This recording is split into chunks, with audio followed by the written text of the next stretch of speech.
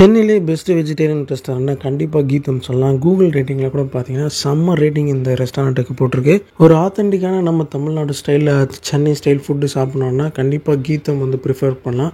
தோசையிலேயே நிறைய ஐட்டம்ஸ் வச்சுருக்காங்க. அண்ட் குறிப்பாக அதில் கீ ரோஸ்ட் தோசை இங்கே ரொம்பவே சூப்பராக இருக்கும்னு சொல்லலாம்.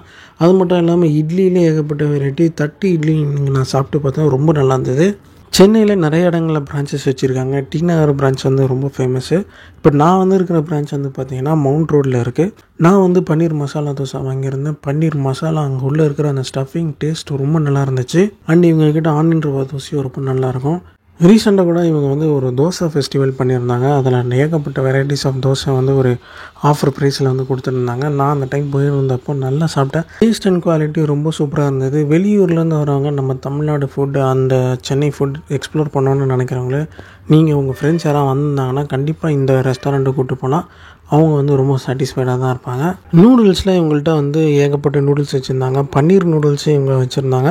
நான் செஸ்வான் நூடுல்ஸ்லேயே பன்னீர் போட்டு தருவீங்களா, மெனு கார்டில் இல்லை பரவாயில்லையா அப்படின்னு சொல்லிட்டு கேட்டதுக்கு பண்ணி தருவாங்க. பன்னீர் நூடுல்ஸு செஸ்வான் ஸ்டைலில் பண்ணி தருவோம் அப்படின்னு சொல்லி அவங்க பண்ணி கொடுத்தாங்க. டேஸ்ட் உண்மையிலேயே ரொம்ப நல்லா இருந்துச்சு.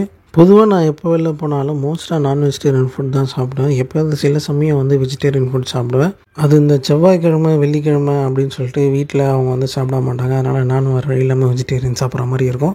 அந்த மாதிரி சமயத்தில் தான் நான் மோஸ்ட்டாக வெஜிடேரியன் ப்ரிஃபர் பண்ணுவேன்.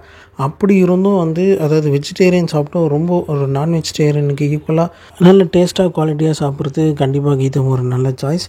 அண்ட் எங்கள்கிட்ட நான் சாக்கோ லாப்னு சொல்லிட்டு ஒன்று வாங்கியிருந்தேன். அது பார்த்திங்கன்னா சாக்லேட் ஸ்டைலில் ஒரு ஃபலூடா மாதிரி இருந்தது.